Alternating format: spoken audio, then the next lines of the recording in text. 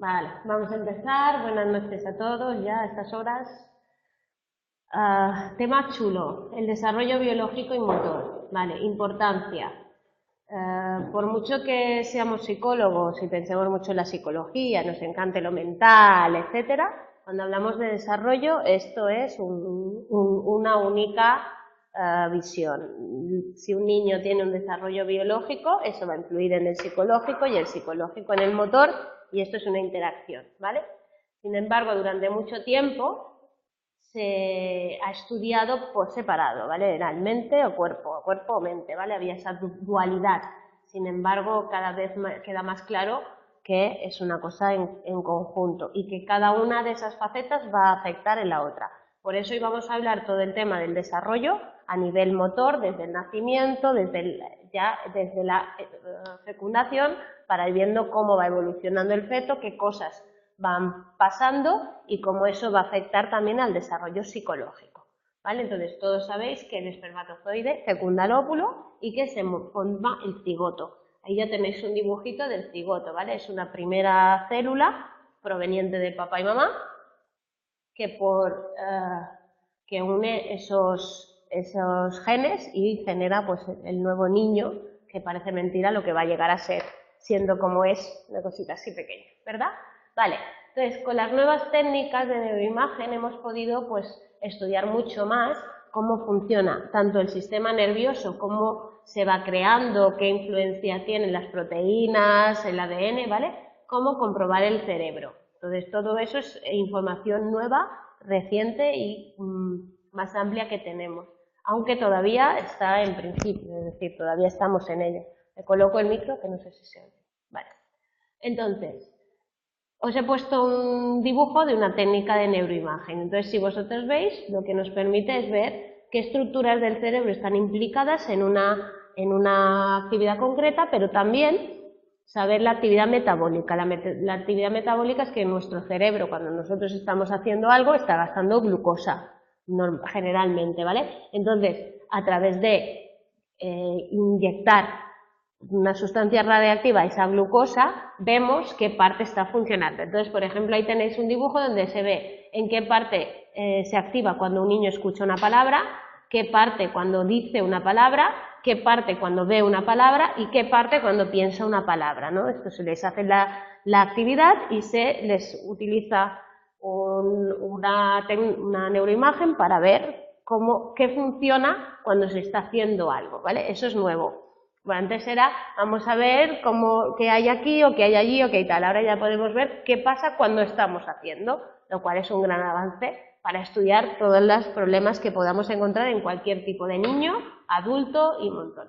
Entonces, estamos en la neurociencia cognitiva del desarrollo, que es una nueva disciplina evolutiva que va a poder integrar los estudios sobre el desarrollo cognitivo con las evidencias logradas en los trabajos sobre el cerebro y toda la proveniente de la etología. La etología estudia el comportamiento de los humanos y de los animales, ¿vale? Entonces vamos a hacer un conjunto entre todo lo que sabemos del cerebro, todo lo que sabemos de la etología y todo lo que las técnicas de neuroimagen y las lesiones cerebrales, estudiar las lesiones cerebrales significa que cuando alguien, pues, por ejemplo, ahora vengo de lenguaje, o tiene una afasia porque ha tenido un problema cardiovascular como un derrame o un de esto, pierde pues probablemente parte de la funcionalidad que estaba implicada, en la que estaba implicada esa parte de su cerebro y puede hablar peor, ¿vale? O si fuera otro tipo de problema, pues moverse peor o tener tal. Entonces lo que hacemos es estudiar esas lesiones cerebrales, ¿vale? Y ver cómo afectan al funcionamiento. Entonces, a partir de ahí también podemos saber qué partes del cerebro están implicadas en una u otras cosas. Entonces, con todo eso, hacemos la neurociencia cognitiva, que va a ser mucho más completa, va a aportar mucho más información y va a poder explicar probablemente muchas más cosas. Vale, entonces empezamos por el desarrollo prenatal, antes de nacer. ¿Vale? Esto es lo que pasa cuando empezamos una célula masculina, fecunda una célula femenina y se forma el cigoto. Entonces, en ese proceso hay que diferenciar la meiosis, sabéis que es la división celular, pero de las células sexuales, o sea, de las que vienen del espermatozoide y del óvulo, ¿vale? es específica de esas células y va a consistir en que se separen y se creen células con la mitad de cada uno de ellos, ¿vale? La mitosis no, la mitosis lo que hace es dividir la célula en células iguales, ¿vale? Entonces esa ya tenéis que saber la diferencia. Y se va a crear pues un cigoto que tendrá 23 cromosomas de la mamá y 23 cromosomas procedentes del papá. Entonces, importante entender que el periodo prenatal se diferencia en tres fases, tres etapas, ¿vale? Y que son la germinal, el embrionario y el fetal. La germinal es un pequeño periodo de 2 semanas, ¿vale? Que ahora veremos, donde se produce esa creación del cigoto y los 46 cromosomas. La tercera semana empieza el periodo embrionario y ahora veremos cómo se van generando esos órganos y cómo vamos creciendo. Lo importante es lo del proximal cefalocaudal que va a ir apareciendo a lo largo del tema mucho tiempo, ¿vale? Cefalocaudal, de la cabeza hacia abajo. El desarrollo sigue esa norma, ¿vale? Y próximo distal, desde el centro del cuerpo hacia fuera, ¿vale? Entonces se desarrolla primero el tronco y todo lo de dentro y luego toda la parte de los brazos, ¿vale? Entonces esa es la forma, ¿ok? Y eso luego lo veremos que se produce en todo, ¿vale? También en la motricidad, ¿vale? La psicomotricidad, o sea, primero vamos a tener más gruesa, luego más especialización fina, ¿vale? Porque va a ir ese momento. Y luego el periodo fetal, que es hasta el nacimiento. Como vamos a verlas todas, os he puesto el dibujo. El periodo germinal es desde que aparece se fecunda hasta el blastocito, ¿vale? Se genera el blastocito. Célula con una capa por fuera que tiene la parte interior, van a ser los órganos del bebé, del niño, ¿vale? Y la parte exterior va a ser la placenta y el cordón umbilical y todo eso, ¿vale? Luego está el periodo embrionario, que son 8 semanas, en la que el niño empieza a desarrollarse, ¿vale? Empezará a especializarse, es que ya empieza a aparecer cabeza, ya empieza a aparecer el tronco encefálico, la médula espinal, los huesos, etcétera, y luego ya a partir de la 8ª semana hacia adelante, donde ya se va formando ese bebé, ¿vale? Dentro del útero. Entonces, el periodo germinal, desde la concepción, el cigoto, mediante meiosis, va a ir produciendo células. Si no voy mal, lo he puesto, pero son, como empiezan a ser muy poquitas, se van duplicando por horas. O sea, es una pasada, ¿eh? Y se van duplicando por horas y aparecen un montón de células. 3 días en ir vale, se va a colocar, ese cigoto se va a colocar en el útero, en la pared del útero y se va a enganchar, va a ser cuando baje de la trompa de Falopio. Entonces se engancha ahí y es donde va a empezar a desarrollarse. Tras esas 2 primeras semanas, las células se multiplican, ¿vale? En gran número y empezarán a diferenciarse según distintas instrucciones genéticas y se irán colocando, ¿no? Tú eres para los pulmones, tú eres para el estómago, tú eres para el digestivo, tal, ¿vale? Entonces, la membrana exterior, que se llama corión, y la membrana interior, que se llama amnios, van a ser esas funciones, ¿vale? La interior va a ser el ectodermo, es que estaba leyendo lo de abajo. La interior va a ser toda la parte esa interior del niño y la exterior va a ser la placenta y el de esto, ¿vale? Tiene que ver con una sustancia que se llama activina. La activina, cuando las células reciban mucha cantidad de activina, generarán el endodermo, que es el aparato digestivo y el respiratorio. Si reciben cantidad media, van a generar el mesodermo, que son los huesos, los músculos, la sangre, los riñones y el corazón. Y cuando tengan menos cantidad, van a hacer el ectodermo, que dará lugar al sistema nervioso, la piel, el pelo y los órganos sensoriales, ¿vale? Y eso va a ser horrible. Entonces, ese es el 5.º día, el blastocito, ¿vale? Se va a empezar a separar y va a empezar a hacer mitosis y va a empezar a dividirse. Y a partir de ahí va a generar todas las células y cada una hacia su lado, ¿vale? Entonces, pasamos al segundo periodo, que es el periodo embrionario. Entonces, se desarrollan los primeros sistemas del cuerpo, nervioso, respiratorio y digestivo, ¿vale? En general es solo para estudiantes, nosotros no intervenimos, los tutores ni los profes. Hay uno de exámenes que todavía no tiene nada, que yo sepa, junio, y luego por temas, ¿vale? Vale, tú no lo tienes, lo tengo los tutores y eso le hace. Aquí es donde yo... Ahora. Eso es porque se han metido en Psicología 2 en esta clase. Porque iban a colgar algo, lo que sea. No podemos meternos por la tarde, no nos dejan. Porque justamente puede pasar esto. Que aparezca mi imagen ahí. ¡Ah! ¡Hola! A mí me ha pasado una vez, pero bueno, ya está. Listo, ha sido un problema técnico. Pues habéis visto un poco Carol con su vestido. Vale, entonces el periodo embrionario. Empiezan a desarrollar y entonces es un periodo muy crítico. Aquí es donde puede pasar pues muchos problemas a la hora de si fuman, beben las madres o si hacen según qué cosas, ¿vale? Un golpe o tal, porque es cuando es más débil. Entonces puede pasar que por influencia del ambiente puede producir sorderas, paladar hendido, ceguera, cualquier tipo de problemática. Es la fase más delicada, ¿vale? Seguimos con los principios, ¿vale? Pues os he dicho que próximo distal, cefalocaudal, ¿vale? Próximo distal, cefalocaudal, siempre así. Y al final de este periodo todos los órganos ya están formados, pero de una manera muy primitiva, de tal forma que no podría el niño sobrevivir fuera, ¿vale? Y luego está el periodo fetal, que el feto aumenta 10 veces su longitud y sus proporciones cambian. Empezamos a ver al niño más formado, más con cabeza, aunque la cabeza es muy grande cuando nacemos, lo sabéis, ¿verdad? Entonces, pero bueno, los órganos rudimentarios empiezan a adquirir una estructura más precisa, se van especializando, se van mejorando, funcionarían más. Y empiezan las células óseas a funcionar, a aparecer, ¿vale? Entonces no podría sobrevivir fuera, de todas formas, hay que esperar. Pero porque no existe conexión entre esas neuronas del córtex, no se han desarrollado todas las funciones y además está respirando con el surfactante pulmonar, que es el que permite que respire dentro de la bolsa del líquido, ¿vale? Que pueda respirar. Entonces hasta un poco no podrá tener ese distrés respiratorio para poder vivir, ¿vale? Porque cuando salga tiene que respirar. Entonces vamos a ver el desarrollo físico. Qué feos, qué amorfos somos cuando nacemos, ¿vale? Bueno, está sobredimensionado. Los bebés no son tan feos. Aunque sí tienen una cabeza y un cuerpo desproporcionados, pero no son tan feos, ¿vale? A ver, aquí. No os estoy viendo. Ahora os veo a vosotros. No os veía a los de casa, lo siento, porque tenía la cosa para arriba. Vale, entonces...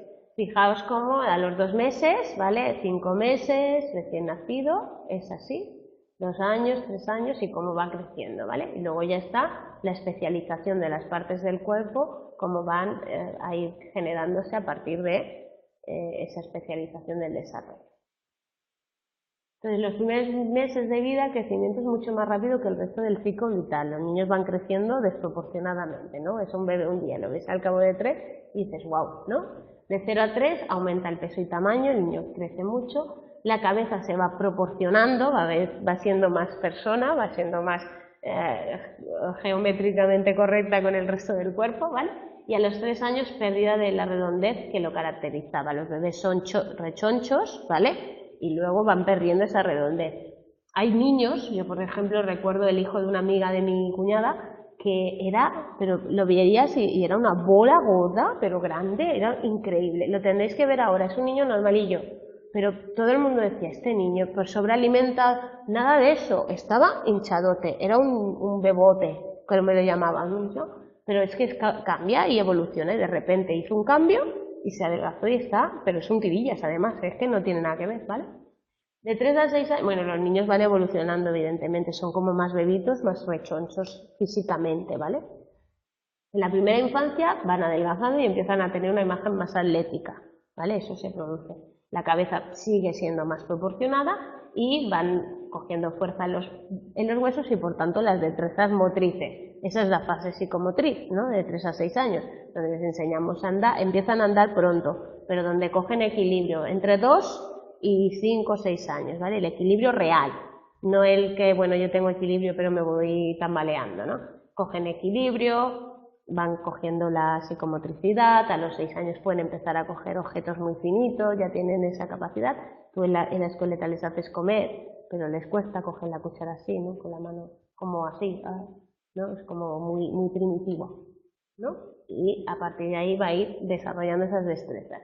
Y infancia intermedia, donde ya crecen y aumentan después, las diferencias de cada uno con los demás empiezan a ser muy claras, ¿vale? Se ve mucho el cuerpo ya y la cara y todo esto, y las niñas siempre retendrán un poquito más de líquido adiposo, ¿vale? Que los niños, y todo eso lo haremos el resto de nuestra vida.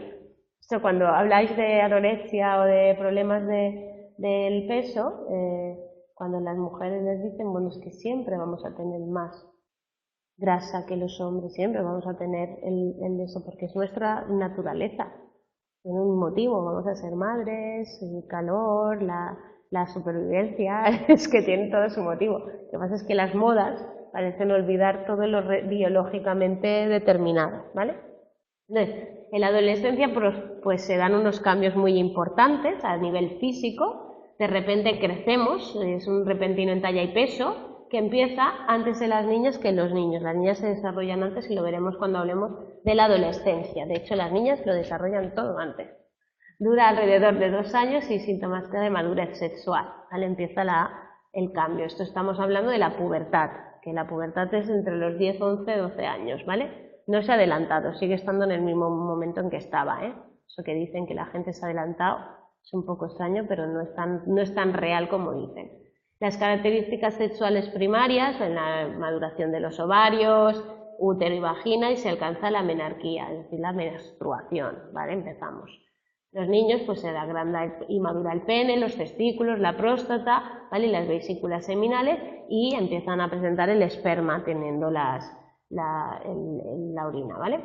Características sexuales secundarias, pues empezamos con el crecimiento del pecho, ¿no? Y todo el vello púbico y axilar. Y en los niños también se les cambia. Ay, tengo un niño que se le está cambiando. Y habla así ahora, tiene una voz como que da. Y yo le digo, ay madre mía, pero tiene 14 años, es mayor para cambiarlo, lo está cambiando ahora. Y tiene esa voz horrorosa de pito que de repente es así, pero bueno. Es terrible, ¿vale? En los niños se nota mucho el cambio de voz, en las niñas no se nota tanto, ¿vale? Y en ambos piel es áspera y mayor cantidad de grasa. Acné, sabéis, ¿no? Habéis visto a los adolescentes con aquellos granotes que tienen. Vale, ¿qué factores son los que más afectan al crecimiento y a la madurez del ser humano? Por supuesto, la herencia genética tiene un papel importante, ¿vale? Porque nos marca esos pasos, nos marca la evolución y nos marca cómo vamos a nacer, con según qué caracteres y con según qué cosas, ¿vale? Ahí lo tenemos. Pero la nutrición es muy importante, ¿vale? La mala nutrición acompañada de deficiencias de tipo intelectual, el crecimiento es más lento y la pubertad más tardía. Los niños, vale. Si hay desnutrición prolongada, especialmente para todo el periodo de gestación y los primeros años de vida. Muy importante que los niños coman y coman bien, ¿vale? Y cuando ya hay desórdenes alimentarios, como la anorexia nerviosa y la bulimia, o la obesidad, pues son riesgos de salud. La anorexia, sabéis que provoca, bueno, riesgos de salud, debilitamiento de los músculos porque se pierden, ¿vale? Elasticidad y dejan de consumir. La piel seca, evidentemente, porque no hay hidratación, porque la comida es parte de agua y se hidrata el cuerpo también de ella, ¿vale? E incluso pérdida de la menstruación, ¿vale? Eso con las personas con anorexia nerviosa que dejan de comer, sabéis que es la que deja de comer y se pone a hacer deporte y a veces usa diuréticos y usa de todo, ¿vale? La bulimia, por otro lado, que son los atracones más el vómito, la purga, ¿vale? Daña dientes, irrita encías, produce grietas en los labios y es una de las que puede provocar la muerte, porque estás provocando un cambio en el sistema digestivo y estás haciendo una función vital, la estás estropeando, ¿vale? Entonces se aumentan los niveles de potasio, me parece que es, no me hagáis mucho caso, pero hay una sustancia biológica que se aumenta y entonces, lo veremos en trastornos de la alimentación, y entonces puede incluso provocar cardiopatías y muerte, ¿vale? La bulimia más que la anorexia, la anorexia es por deshidratación, ya muerte aquí, terrible, ¿vale? Y luego está la obesidad, cada vez hay más personas obesas, las niñas tienden a llegar a la pubertad antes que las no obesas, cuando son obesas, ¿vale? La menstruación también puede llegar antes, ¿vale? Pensad que obesidad no es estar bien nutrido, la obesidad es malnutrición también, Cuando hablamos de obesidad, hay gente que dice, pero ahora comemos mucho y tenemos mucha nutrición y tal, pero mal comemos mucho, hay mucha química, muy poco saludable. Entonces, nutrición estamos hablando de comer sano, no de comer mucho. Entonces la obesidad es mala, ¿vale? Entonces los niños dan el llamado estirón antes que los no obesos y problemas escolares y sociales de incorporación, de aceptación, y digan lo que digan, pues se mete mucho con ellos. Y he tenido el caso de la bulimia, mi bulímica actual, que cada época tienes alguna, las anorexicas no las soporto, me caen muy mal, os lo digo. Mi bulímica actual, todo empezó porque le mandaron unos correos anónimos diciéndole que era fea, que era gorda, que no sé qué, y la niña se metió en esa rueda, menos mal que se asustó y ella lo comunicó a los padres, ¿vale? Pero si no se llega a asustar, la niña está vomitando y comiendo como una loca, porque se asustó a los 6-7 meses. Vamos, tuvimos mucha suerte. Todavía hoy, después de 1 año y pico, que ya está de alta, pero vino el otro día a verme, de vez en cuando viene, sigue teniendo, en cuanto le dicen algo, va a cambiar de colegio, ahora cambiaba de colegio, tal, le vienen los pensamientos de vomitar. Siempre, es una cosa brutal, ¿vale? Porque se llegan a hacer emocionalmente, muchas veces viene por eso, por un mal comentario, ver que las amigas eran más altas o más delgadas o más tal, y todo eso empieza por ahí. Bueno, el ejercicio y la actividad física diaria hace que pues, se crezca mejor, porque se producen más químicas y más cosas, ¿vale? Entonces, las mujeres que practican también deportes de élite, sabéis que también pueden perder la menstruación, ¿vale? Retraso en que llegue normalmente se provoca. ¿Hablas de las gimnasias rítmicas y de esto? Eso muchas veces se provoca. Si se les dan pastillas para que no aparezca la menstruación. O sea, se alarga el periodo hasta que sí, que yo sepa. Al menos lo que yo sé. A lo mejor estoy súper equivocada y me van a denunciar, pero que yo sepa se les ayuda a que no les venga. ¿Vale?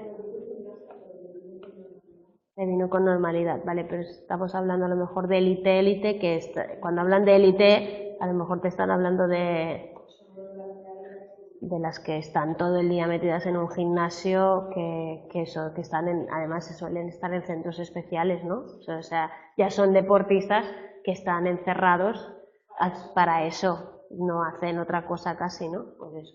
Bueno, la clase social parece influir en el crecimiento también, porque hay variables asociadas, evidentemente. Nutrición, las clases medias altas comen mejor, evidentemente, porque tienen más recursos, pueden acceder más a según qué tipo de alimentación, ¿vale?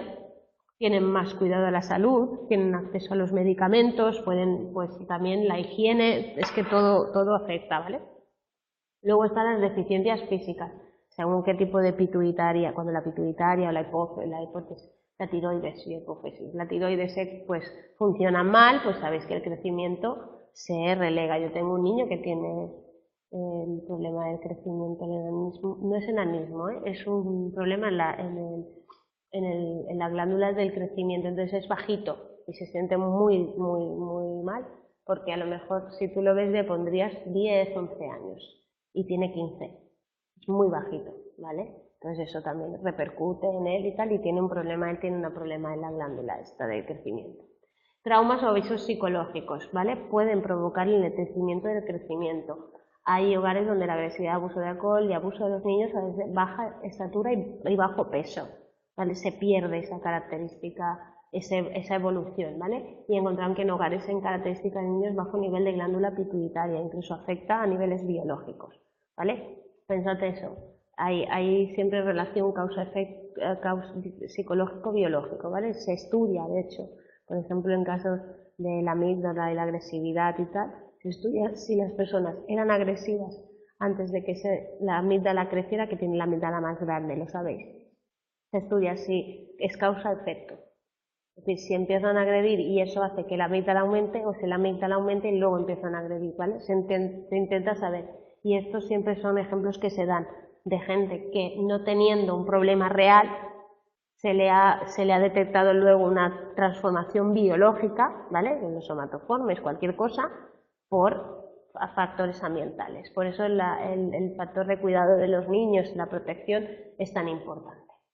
Vale, luego estamos en el desarrollo psicomotor. Fijaos en eso. El desarrollo psicomotor supone la base del desarrollo cognitivo, del lenguaje, del social y del emocional, ¿vale? Entonces, entre las 2 años y medio y los 3, 4, 5 hay que hacer psicomotricidad, ¿vale?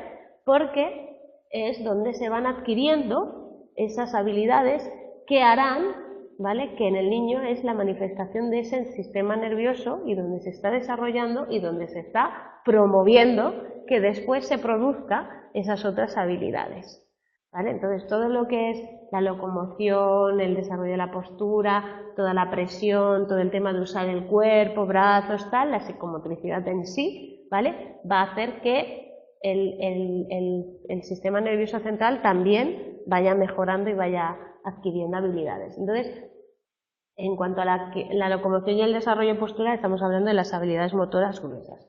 Correr, saltar, subir escaleras, trepar, todo lo que sea lo bestia, ¿vale? Estamos hablando de tirarse al suelo, rodar, todo eso, ¿vale?, es lo que se suele hacer. Entonces, 2 primeros meses de existencia del bebé va aumentando, ¿vale?, en la grasa, por eso son pepones y muñecotes, ¿vale?, los niños, pero no musculatura, ¿vale? Entonces, hace movimientos, pues, de coger así, pero no sabe ni lo que hace, son estereotipados.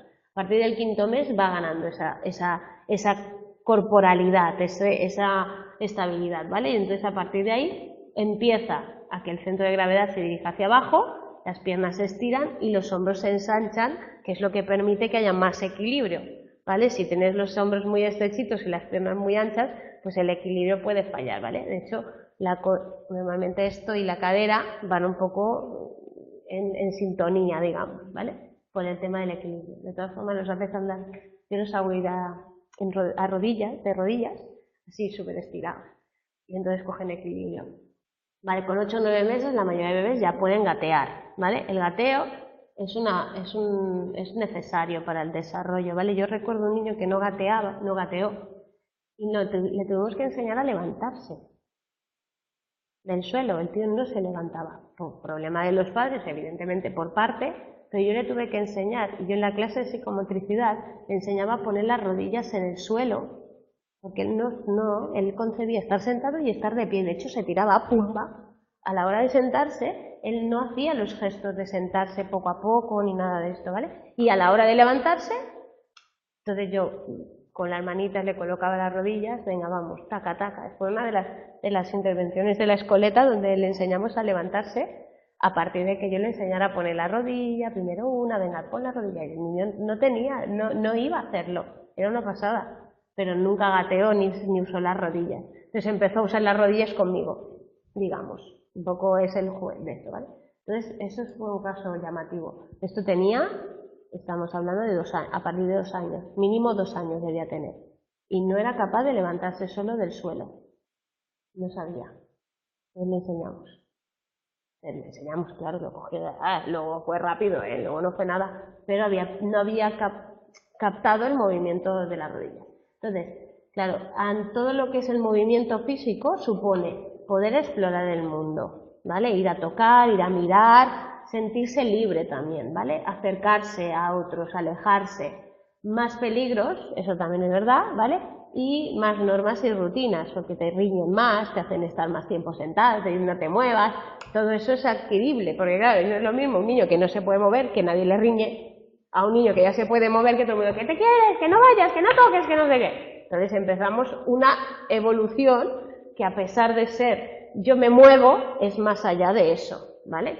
Entonces la consecuencia del principio cefalocaudal es que gracias al crecimiento del esqueleto, pero también de los músculos, órganos internos y el desarrollo cerebral se va produciendo ese desarrollo. Y aquí tenéis las imágenes creo que está en el libro, no lo sé, ¿vale? Entonces el niño primero aprende a rodar solo. Los bebés, de esto hablaremos en los reflejos luego. El bebé gira, ¿verdad? Y se coloca siempre para estar con la cabeza así. Entonces el movimiento que hay en el número 1, 2, 3, 4, 5 y 6, es un giro circular, ¿vale? El niño está así, el niño gira en redondo y se coloca para estar así mirando con la cara así, ¿vale? Eso sería. Eso es uno de ellos. Luego empieza el rastreo, vamos rastreando, y después, el micro se me ha caído, y después vamos ya a gatear, ¿lo veis? En la 9 empieza a gatear. Luego pasamos de esa misma postura semigateo, ¿vale? A empezar a... ¿Veis cómo se sienta el niño? ¿Lo veis? Vale. ¿Veis cómo se tiene que levantar? ¿Veis que se levantan con gateo? ¿Vale? Si no hay gateo, puede haber problemas a la hora de levantarse. ¿Vale? La gente me dice, ¿por qué Pilar eres tan pesada con que los niños gateen? Yo les hago gatear. Digo, porque es importante, porque las rodillas tienen su función. Pero luego no, luego se puede levantar un niño, pero esta postura también se la hago hacer yo. El andar con el culo arriba también se lo hago hacer a los niños. Porque son importantes para que ellos adquieran esa movilidad y esa agilidad. ¿Vale? Esto lo trabajo todo en la psico. Claro, en la psico, ¿qué queréis? ¿Vale? Las habilidades para usar las manos, ya estamos hablando de habilidad fina. ¿Vale? Entonces, al hablar de habilidad fina, hablamos de una cosa que Brunner llamaba la inteligencia manual, ¿vale? Que habla de que los niños, cuando ya saben manejar cosas y empiezan a saber los hábiles con las manos, es un poco una capacidad de resolución y de pensamiento, ¿vale? Entonces, inicialmente es un acto reflejo, no hay voluntariedad, el niño no coge las cosas, si le pones algo delante, acierta, llega a acertar, ¿vale? Pero no hay un voy a coger esto y lo hago, ¿vale? Luego 2 meses tratan de coger objetos con el puño cerrado, esto lo veremos el próximo día, ¿vale? Con 4 o 5 meses es capaz ya de coger objetos con las manos abiertas, así, voy a coger así, ¿vale? Y luego, a partir de una vez, ya es rápido, ágil y preciso a la hora de coger lo que quiera. Chaca, con la mano siempre en grande, ¿eh? No estamos hablando de esto es más adelante. El coger, lo he puesto en un dibujo de que a los 12 meses todo lo toca con las manos. ¿No? No estáis es que todo lo toca, es que todo... Luego todo se lo lleva a la boca. Pensad que también, claro, la de esto es otro tipo. Entonces, segundo año, desarrollo motor en su conjunto. Empezamos a mantener equilibrio, a movernos sin problema y a manejar los objetos de manera eficaz. Ya puedo coger algo y llevármelo, ¿vale? Nosotros tuvimos un niño también, voy a contar el caso de la escueleta, que es donde más se da esto, que no andaba. No andaba. Ya el otro día vi a la madre y me dijo, anda. Y habla con los codos. No andaba ni hablaba. Era un misterio. Y para enseñarle a andar, le dimos lo hacíamos cogerse a un muñeco. Entonces él andaba, él estaba en mi clase de psico, le andaba, le dábamos un muñeco, cogía el muñeco y andaba. Porque creía que lo llevaba alguien cogido, pero si no andaba, entonces le plantamos el muñeco, descubrimos, no andaba. Y en casa menos, o sea, en la escoleta conseguimos que hablara, en casa no andaba ni para atrás, y además la madre era amiga de mi hermana, es amiga de mi hermana, entonces claro, por eso lo sigo viendo, y entonces no andaba, y entonces le dábamos aquel muñeco, el niño cogía, se creía que tú lo llevabas, y entonces andaba, ¿vale? Por ejemplo, entonces le tenemos que enseñar a andar. 7 años son muy poquitos los que no lleguen, ¿eh? Muy poca, 3 o 4 casos en 5 o 6 años, que os pueda explicar de niños que no adquieren esos movimientos. Alguna cojera, algún desequilibrio, ¿vale? Pero por regla general no casos muy graves. Con 7 años es cuando ya uno tiene la locomoción. Con 7 años. Nosotros pedimos a los niños de 5 que ya tengan la coordinación y no sé qué. Yo les hago casi con 2 años y medio que coordinen manos y piernas, ¿vale? Con 7 años, ¿vale? Para que lo tengamos claro y cuando alguien nos demande nos diga, bueno, ¿cómo? A ver, tranquilos, que todo eso se va aprendiendo. Qué ruido más raro, ¿no? Vale. Hay fantasmas. Halloween. Es Halloween.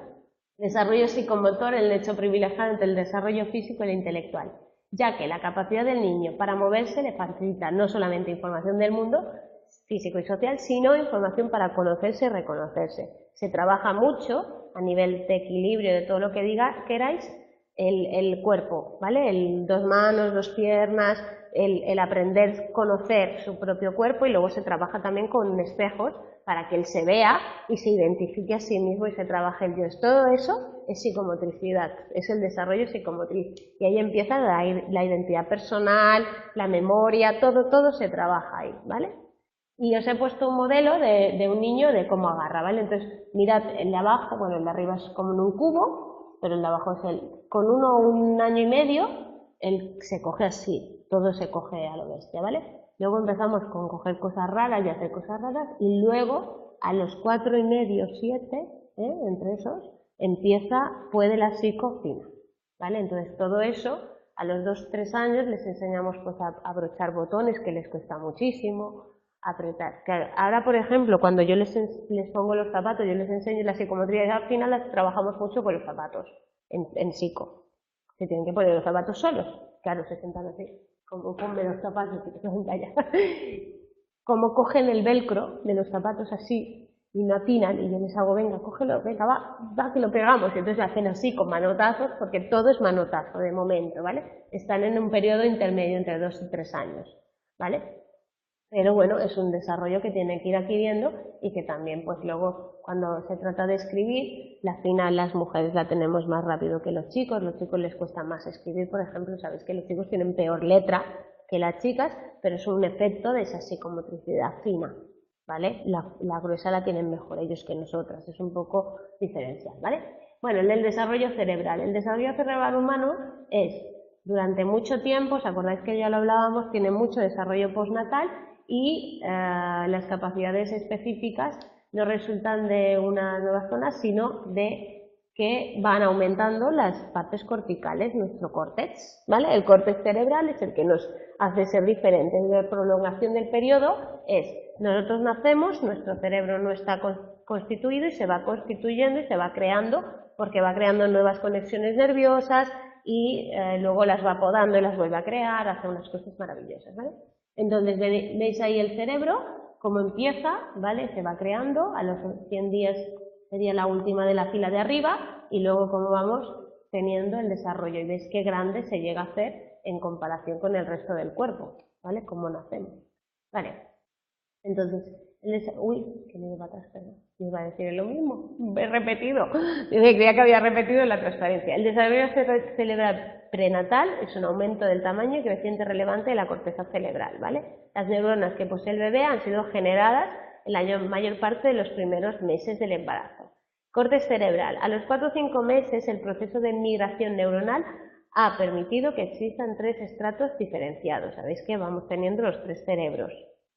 Veis que tenemos 3 cerebros, ¿no? El córtex, la parte de abajo del cerebro, el primitivo y el córtex, ¿vale? ¿Cómo se llama? Que no me sale. No, vale, ya lo diré. Igual ya lo diré. Sabéis que tenemos 3 niveles cerebrales. Cuando nos desarrollamos nosotros tenemos el bulbo raquídeo, no estoy hablando del cerebro, la parte del bulbo raquídeo, del cerebelo, ¿vale? Claro, es que yo decía, no puede ser que mi apuntadora no se lo sepa, que se lo sabe todo la chica. Vale, el cerebelo, la parte del tálamo, hipotálamo y tal, y luego el córtex, ¿vale? En las 3 partes. Entonces, eso va desarrollándose también en el bebé y va creciendo y va apareciendo, ¿vale? Entonces, el córtex cerebral, a partir de los 7 meses de embarazo, se alcance casi 6 estratos finales de la corteza cerebral. Ya empieza a estar súper formado, ¿vale? Entonces, principales características del desarrollo. Que el crecimiento después de haber nacido se cuadruplica, ¿vale? O sea, cada vez se nos hace más grande el cerebro, ¿vale? Así como el otro se va proporcionando, este va creciendo. No se basa en el número de neuronas, sino en aumento de complejidad de las dendritas y de las conexiones, ¿vale? Entonces no es que aumente realmente, bueno, aumentan las neuronas también, pero sobre todo aumentan esas conexiones y todo el incremento del proceso de mielinización, que es como a través del cual se produce esa comunicación entre neuronas, ¿no? La mielina. Entonces, luego ¿qué pasa? Que se poda, es decir, vamos a hacer limpieza. Todas aquellas que no sirvan o que no se utilicen o que no funcionen, se podan, y entonces existe un proceso de pérdida selectiva del desarrollo cerebral, sobre todo en la densidad sináptica, ¿vale? Y entonces, ¿qué pasa después? Que se vuelve a sobreproducir, ¿vale? Y se vuelve a hacer. Y entonces, ¿qué pasa después? Que se vuelve a podar, ¿vale? Hay una última, considera una última poda en la adolescencia, ¿no? Cuando los papás te preguntan, pero es que es un adolescente, ya tiene tal, y tú dices, que todavía está en proceso, las neuronas todavía están ahí. Hoy en día incluso se cree que de adultos, ¿vale? O sea, cuando hay una estructura que falla, sabéis que las estructuras colindantes pueden adquirir las funciones, partes, no perfectas, pero partes de esas funciones. También se debería un poco a esa creación de sinapsis neuroanatómicas, ¿no? Neurológicas, que harían que se crearan nuevas conexiones, ¿vale? Entonces se cree que también pasa en los adultos, ¿vale? Entonces, ¿la plasticidad cerebral qué es? Pues esa capacidad que tiene de irse desarrollando y creando nuevas conexiones y creando nuevos caminos o vías, ¿no? Para generar pues lo que tiene que hacer el cerebro, las funciones que le corresponde hacer, ¿vale? Entonces ahí se basa mucho trabajo del psicólogo, porque si puedo reestructurar, hacer nuevas conexiones, va a funcionar mejor. Entonces yo cuando les explico a los adultos les digo, mira, tú en tu cerebro tienes unos caminos marcados. Nosotros tenemos que volver a buscar caminos diferentes y crear. Imagínate en un bosque que te vas de excursión, te encuentras el camino por el que pasa todo el mundo y luego zonas por las que no pasa nada. Y pues nosotros tenemos que crear esas nuevas zonas para hacer. Claro, cualquier cosa que hagáis en psicología, como es cambiar un pensamiento tal, tiene que haber una nueva vía, ¿no? Alternativa. Entonces un poco eso que nosotros tengamos en cuenta que se puede cambiar incluso de adultos, ¿vale? Entonces, diferentes zonas corticales pueden servir de base a diferentes representaciones, dependiendo de la entrada que reciban la estimulación, ¿vale? Pero no parece existir zonas funcionalmente determinadas en según qué casos. El lenguaje sabéis que parece que está más determinado para el lóbulo izquierdo, todo el hemisferio izquierdo, toda la zona del cerebro tal, para unas cosas, para otras no, ¿vale? Entonces, el proceso de crecimiento y proliferación de dendritas, que comenzó en el periodo prenatal, sigue durante la infancia, llega a la adolescencia y tiene su álgido, pero tiene su puntuación en el primer año de vida, evidentemente, que es donde más va creciendo y más se nota ese desarrollo, ¿vale? Eso es ascenso y caída, poda, recogida, ¿no? Cortamos, crece, ¿no? Entonces, el principio establecido por Donald Hebb, por el que las conexiones sinápticas más activas se fortalecen, es decir, lo que se practica o se utiliza se fortalece y lo que no se utiliza o no se practica se debilita, lo cual nos da el pauta de recuperación, ¿no? Porque cuando un niño no lee le hacemos repetir, porque todo lo que se activa se fortalece y por tanto podemos activar ciertos aspectos del desarrollo neurológico para que el niño adquiera esas habilidades funcionales y no las pierda o las fortalezca, ¿no? Eso es la idea un poco de la rehabilitación o de cualquier tipo de trabajo que podamos hacer. ¿Qué pasa con las otras edades? Vale, pues la densidad sináptica aparece a diferentes edades según diversas regiones corticales, ¿vale? Entonces, se ha estudiado con la glucosa, ¿no? Sinapsis como a través de media de consumo cerebral de glucosa, ¿vale? Entonces se dice que en la adolescencia se produce esa segunda oleada de desarrollo cerebral y corte, poda, ¿vale? Que es cuando los padres no entienden nada, el niño tiene sueño, tiene más sueño, está más cansado, cambia mucho, ¿vale? Entonces se produce, pues eso, se ahorran recursos. Yo les digo a los papás que lo que hace el niño es que todo lo que no le sirve, si él hacía para ir a un sitio, hacía pam pam, ahora ha aprendido a hacer así. Y todo eso hay que quitarlo, ¿no? Se poda. Entonces los padres lo de la adolescencia no lo tienen muy claro, nunca, ¿vale? Entonces cuando todo esto le podáis dar información de, bueno, es que su cabeza está variándose, se están creando nuevas conexiones, tienen más pensamientos, claro, también está el desarrollo de todo el pensamiento abstracto y todas estas cosas, tiene más pensamientos, tal, digo, bueno, está en proceso de hacer algo, entonces le decimos, pues los papás dicen, bueno, pero ¿cómo es esto? No tienen esa visión, parece que ya es mayor, ya tiene que haber terminado y ya está.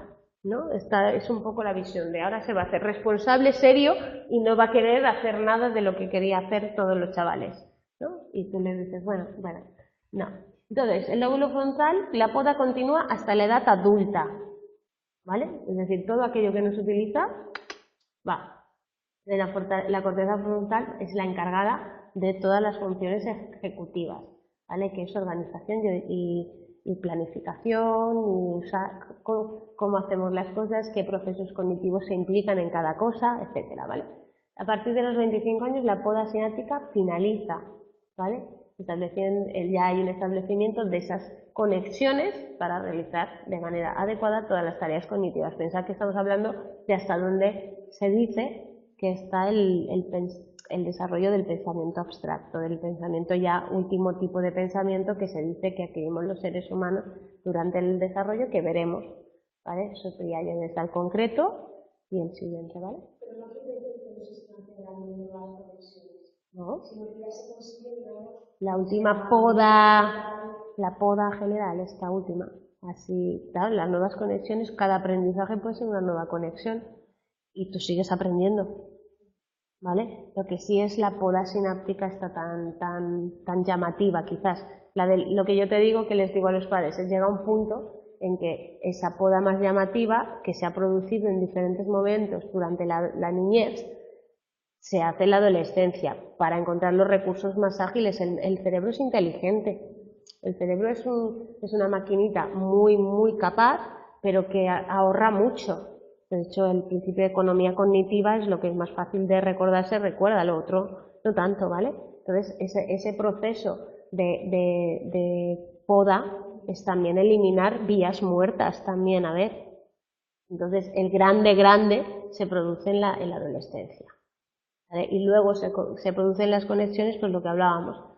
Yo me voy a aprender a nadar o yo me voy a aprender la gente aprende, ¿vale? Quizás le cueste más la habilidad tal, pero sí se produce eso, ¿vale? Sí se produce la conexión, ¿vale? Y gente mayor que ha perdido, pues eso, el habla, por ejemplo, es que ahora hablábamos del habla de una persona, contábamos un caso, que pierdes parte de una zona, pero que el resto, las circundantes, recogen un poco esa función y sigue habiendo esa plasticidad un poco más light, no tan bestia, pero es que no puede ser tan bestia porque ha sido muy grande, ¿vale? Entonces es imposible que se mantenga al mismo nivel, no puede ser, pero sí que sigue habiendo cierta capacidad de recuperación y de tal. Veremos en la vejez, cuando vemos el último tema, que es el último tema del libro, cómo explican que no todo lo que nos han contado de la vejez es real, que no se pierde tanto, se pierde velocidad de procesamiento, se pierde rapidez, pero la memoria se mantiene mucho, ¿vale? Entonces veremos un poco que no están, a ver, aparte de que luego haya una demencia, un problema más grande, no es tan claro que se corte ya shock y ya está, ¿vale? Se dura. Vale, entonces, ¿qué es el proceso de mielinización? Pues está sujeto a cambios importantes durante la adolescencia. La mielina, que es la que recubre las neuronas, lo que hace es que se produzcan saltos, ¿no? ¿Sabéis? Se producen saltos y la corriente va más rápido, entonces todo es más rápido, ¿no? Entonces la mielinización se producen oleadas también, ¿vale? Entonces los cambios más importantes se producen en esa adolescencia, a la hora de las neuronas. Es que quería acabar. Entonces, la actividad cerebral del adulto es inferior a los niños, ¿vale? En la edad adulta se producen desarrollos cerebrales específicos, continúa la plasticidad, ¿vale? Es lo que tú decías, pero más específico, ¿vale? Incluso crecen nuevas neuronas, pero más concreto, no es tan... Claro, es que ya no puede ser tan grande porque ha habido una evolución y ha habido toda una adquisición, entonces tiene que ser un poquito menos, pero bueno, sigue existiendo, ¿vale? Tanto la formación y desarrollo de las neuronas como la proliferación y sobreproducción de la sinapsis son procesos bajo control genético, están bien determinados genéticamente, no vamos a cambiarlos, esto viene así, cada X se produce la poda, ¿vale? Entonces la poda y el establecimiento de nuevos circuitos y redes sinápticas son procesos influenciados por el ambiente y la experiencia. ¿Eso qué quiere decir? Que la poda se va a dar genéticamente, pero el proceso de poda y de qué se usa más y de qué menos y qué procesos sinápticos va a estar influido por el ambiente y la experiencia que tengamos en un aspecto. Si yo trabajo más pues con unas cosas, pues eso se va a quedar más. De hecho, hay experimentos en adultos sobre algún tipo de inteligencia que se ha visto que según el trabajo que tengas la tienes más desarrollada, ¿no? Sabéis el tema de los taxistas, que se ha estudiado que cerebralmente tienen más desarrollado todo lo que se encarga de la organización espacial y de identificar calles y tal. Y entonces esto viene dado por la experiencia, ¿no? Y ellos se han focalizado más en eso y lo tienen más desarrollado que personas que no se dediquen a eso. Vale, desarrollo cognitivo. ¿Qué pasa con los periodos sensibles? Bueno, sabéis que La plasticidad cortical existe durante la infancia, la existencia de un periodo sensible en el desarrollo. Los periodos sensibles son aquellos que se dice que son especialmente susceptibles de que se tiene que aprender algo durante ese periodo y si no se aprende, pues probablemente luego será más costoso de aprender, ¿vale? Vuelvo al lenguaje porque es el mejor caso. Entonces se hablaba antes de un periodo crítico, que era que si no aprendías una cosa durante ese periodo ya no la podías aprender. En el caso de los animales es la impronta, ¿no? El seguimiento de si ven a la madre salir detrás o tal. Vale, en caso de las personas humanas, con lo que más ha estudiado es con el lenguaje, ¿vale? Entonces ha estudiado que si un niño desde las 2 hasta los 14, 15 no ha tenido estimulación lingüística, pues hasta dónde puede llegar o no adquirir luego un lenguaje y entenderlo y comprenderlo. Se ha estudiado con los casos de niños salvajes, ¿vale? Niños privados de estimulación porque los padres los han encerrado por lo que sea, ¿vale? Entonces se sabe que no existe un periodo crítico exactamente en los seres humanos, sino que hablamos de un periodo sensible. Es decir, que hay un periodo en el cual estamos más sensibilizados para aprender según qué cosas.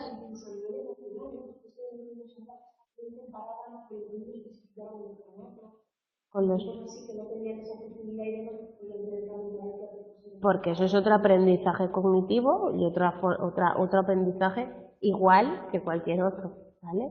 La relación emocional, a pesar de que todos tengamos la teoría de la mente, tengamos tal, yo os he hablado ya antes de que la empatía y según qué tipo de afectos se aprende. Entonces, si yo siempre he estado con gente muy distante, no es que yo vaya a ser distante, pero sí tendré un comportamiento distante. Gente que ha tenido problemas de maltrato tal, sí tiene un comportamiento aprendido más distante, ¿vale? Luego está que le podamos enseñar. Entonces, sí, el periodo sensible, lo que pasa es que no se habla de periodo crítico. Es decir, es más largo y parece que no es tan importante, sino que se aprenderá. No se aprenderá bien del todo, pero se aprenderá más, ¿vale? Que eso es decir, pues si no aprendes a esta edad ya no puedes aprenderlo, ¿vale? Ahora, hoy en día hablamos de periodos sensibles. Vale, luego estamos, la existencia de periodos sensibles en otras, pues se van a facilitar si se tiene la experiencia adecuada, en el momento adecuado, en el desarrollo del lenguaje. Es decir, si yo me pones a hablar y hablo con gente y tengo estimulación verbal, pues desarrollaré mejor el lenguaje que alguien que tenga pues menos estimulación o que reciba menos información, ¿vale? Por eso los bebés pues hay que hablarles mucho, pues claro, si no les hablas tanto, pues el niño recibe menos información, aprende menos, es que es así, no tiene mayor historia, ¿vale? Las bases neuronales del desarrollo, pues la memoria incluye un conjunto de habilidades. Aquí hablamos de los procesos cognitivos explícitos y de los implícitos, ¿vale? Sabéis que los explícitos son los que tengo que hacer algo, ¿no? Comienzan en la segunda mitad del primer año de vida, digamos 1 año y medio más o menos, ¿vale? Entonces es cuando un bebé ya puede reproducir un modelo, por ejemplo. Entonces yo ya, si tú haces esto, yo hago lo mismo, ¿no? O sea, yo puedo hacer lo mismo que haces tú. Pero la primera memoria como tal, se hablaría de cuando se hace la imitación diferida. Y yo te he visto a ti hacer esto, y yo al cabo de un rato en mi casa hago esto, como lo hacías tú. Entonces ya estoy imitando algo que tú has hecho, pero estoy esperando y lo estoy haciendo después, ¿no? Como cuando mis niños en su casa se castigan al rincón. Pero mis niños de la escoleta, si pegan, están castigados al rincón. Entonces, como siempre pegan al principio, siempre están castigados al rincón algunos, ¿vale? Entonces, en casa vienes desde Empilar y digo, ¿qué? Se me ha ido al rincón solo. Digo, eso es porque ha pegado. ¿Vale? Entonces ellos en su casa están imitando ese comportamiento que tienen en el aula o que otro haga esto. Entonces eso ya es un primer tipo de memoria donde ya empieza pues el hipocampo, las zonas corticales y empiezan a realizar unas conexiones en las cuales pues él está repitiendo algo que ha visto, ¿vale? Eso es la memoria explícita. Entonces la memoria entre los años escolares y la enseñanza elemental, pues hay cambios en el córtex, conexiones entre este y los lóbulos temporales medios. Aquí ya empieza a cambiar todo, ¿vale? Porque va a permitir pues realizar operaciones mentales nuevas a partir de una edad concreta, ¿vale? Y va a empezar a recordar a memoria a largo plazo. Eso todo es la memoria explícita, ¿vale? La que controlamos, la que no es inconsciente y la que tenemos que ejercitar. Los procesos implícitos son inconscientes, no intencionados y ni controlados, entonces se habla más de la primera memoria implícita va a ser un condicionamiento, ¿no? Una cosa aprendida por repetición o consecuencias o algún tipo de refuerzo, ¿no? Y que se une, una acción, un refuerzo incondicional al refuerzo condicional, neutro, y se asocian y entonces se convierte en refuerzo incondicional, ¿vale? Todo esto lo sabe, ¿no? Entonces ese sería un poco el primer tipo de memoria implícita, así para los niños, ¿vale? Terminado. Terminado, chicos. Bueno, interesante. Próximo día, más. Nos vemos. Gracias por quedaros, chicas. Aunque daba ganas de irse porque en esta universidad no hay nadie. Gracias a los que estáis en casa. Y nos vemos la próxima semana. Ánimo. Que descanséis mañana.